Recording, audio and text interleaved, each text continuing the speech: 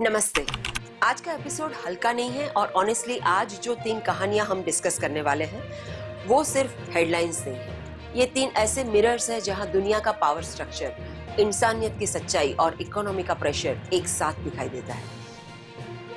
और शुरुआत करते हैं एक ऐसी वार्निंग से जो अगर रियलिटी बन गई तो सिर्फ मिडिल ईस्ट नहीं पूरी दुनिया का बैलेंस हिल सकता है। देखिए, जब एक ग्लोबली रिस्पेक्टेड इकोनॉमिस्ट जेफरी सैक्स ये कहते हैं कि दुबई और अबू धाबी उड़ा दिए जा सकते हैं, तो यह कोई अतिशयोक्ति नहीं होता, यह एक कैलकुलेटेड जियोपॉलिटिकल असेसमेंट होता है। उन्होंने ANI के दिए इंटरव्यू में क्लियरली कहा कि अगर UAE ने US और इजराइल के साथ मिलकर ईरान के खिलाफ चल रही कॉन्फ्लिक्ट में एक्टिवली एंट्री ली तो ईरान रिटेलिएट करेगा।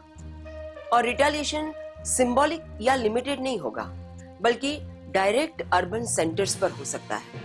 और यहाँ सबसे इंपॉर्टेंट बात समझनी जरूरी है, दुबई और अबू धाबी क्या है? ये सिर्फ शहर नहीं है, ये ग्लोबल इकोनॉमिक इंजिन्स है।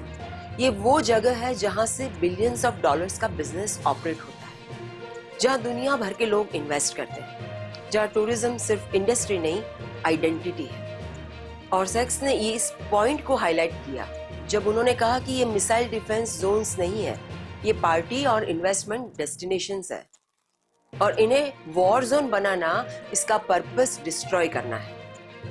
अब इसको और सिंपल लैंग्वेज में समझें। दुबई की पूरी ब्रांड वैल्यू किस चीज पर बनी है? सेफ्टी, लग्जरी, न्यूट्रलिटी और ग्लोबल ट्रस्ट।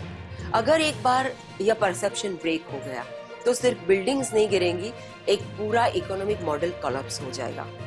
और यह वार्निंग हवा में नहीं दी गई, इसका कॉन्टेक्स्ट भी उतना ही सीरियस है। US, इजराइल और ईरान के बीच ऑलरेडी टेंशन्स एक्सट्रीम लेवल पर है। प्रॉक्सी वॉर्स चल रहे हैं, साइबर वॉरफेयर हो रहा है और हर कंट्री अपने अलायंसेस स्ट्रॉन्ग करने लगी है। UAE ने अब्राहम अकॉर्ड्स साइन किया था, जिसे इजराइल के साथ उसके रिलेशंस नॉर्मलाइज हुए और शॉर्ट टर्म में यह एक स्मार्ट डिप्लोमेटिक मूव लगा।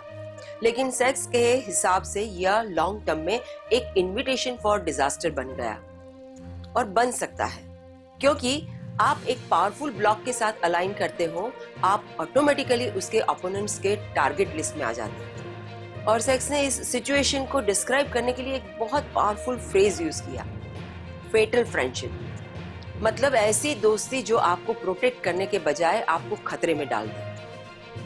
आज UAE एग्जैक्टली इसी क्रॉस रोड पर खड़ा है।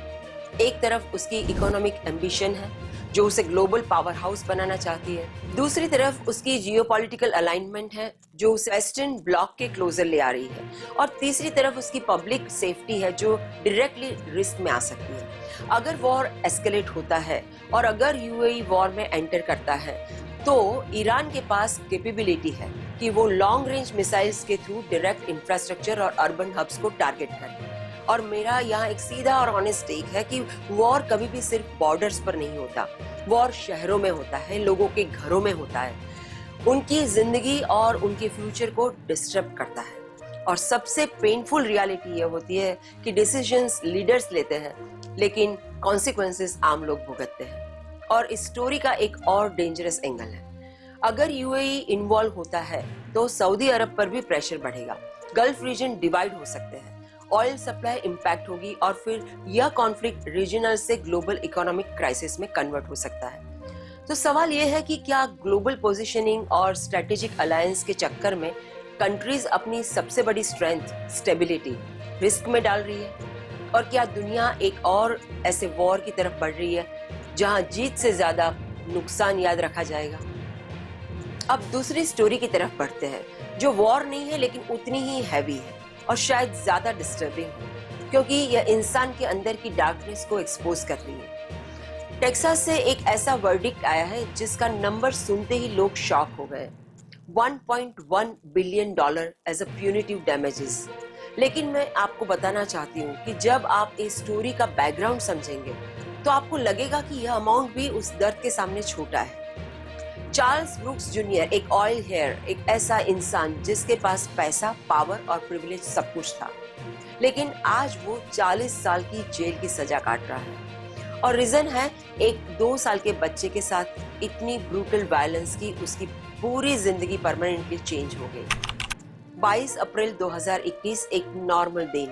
माँ काम पर गई थी और ब्रूक्स को बच्चे का ध्यान रखना था। लेकिन उस दिन जो हुआ वो किसी नाइटमेयर से कम नहीं था। ब्रूक्स ने क्लेम किया कि बच्चा किचन टेबल से गिर गया, लेकिन जब माँ ने वीडियो कॉल पर अपने बच्चे को देखा तो वो मुश्किल से सांस ले रहा था। उसकी कंडीशन क्रिटिकल थी और यहाँ से स्टोरी और डार्क हो जाती है। ब्रूक्स ने 911 कॉल करने से मना कर दिया। उसने कहा कि बच्चा सो जाएगा तो ठीक हो जाएगा।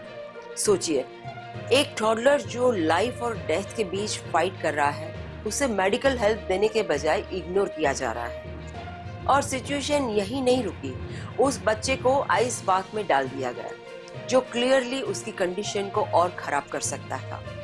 यह सिर्फ नेग्लिजेंस नहीं है, यह क्रूअलिटी है। और जब माँ ने इंसिस्ट किया हेल्प लेने के लिए तो उसे थ्रेटन किया गया।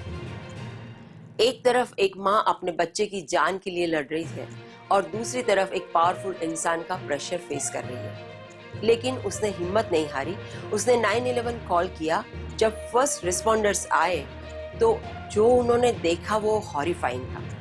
बच्चा अनरिस्पॉन्सिव था, उसके बॉडी पर बाइट मार्क्स थे, सीवियर इंजरीज थी।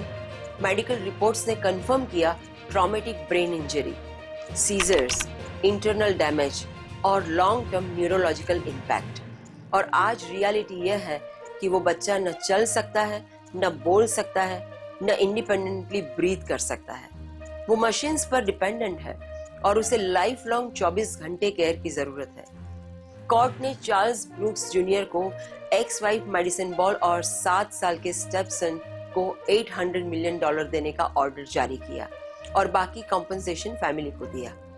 लेकिन मेरा कहना है कि यहाँ एक इमोशनल और ऑनेस्ट अगर बात करें कि क्या पैसा कभी बचपन वापस ला सकता है? क्या पैसा वो जिंदगी वापस ला सकता है जो उस बच्चे को मिलनी चाहिए थी? आंसर सिंपल है, शायद कभी नहीं। यह वर्डिक्ट जस्टिस का एक फॉर्म है, लेकिन हीलिंग नहीं है। और यह स्टोरी हमें एक अनकंफर्टेबल ट्रूथ दिखाती है। कभी कभी सबसे डेंजरस चीज पॉवर्टी नहीं होती, पावर होती है, जब वो अकाउंटेबिलिटी के बिना आती। इस पूरी कहानी को सुनने और समझने से सिर्फ यही लगता है कि अपने स्टेप सन को मरते हुए उस आदमी के हाथ कांपे नहीं। क्या उसे एहसास था कि खुद भी इंसान है और जिसको मार रहा है वो एक मासूम 2 साल का बच्चा है? बैंक बैलेंस और पावर किस काम की अगर ह्यूमैनिटी का बैलेंस ही ना बचे? तो लाइक करें, शेयर करिए और कमेंट करके बताइए आपका टेक क्या है। और हाँ, सब्सक्राइब जरूर करिए, क्योंकि यहाँ सिर्फ न्यूज़ नहीं, समझ मिलती है।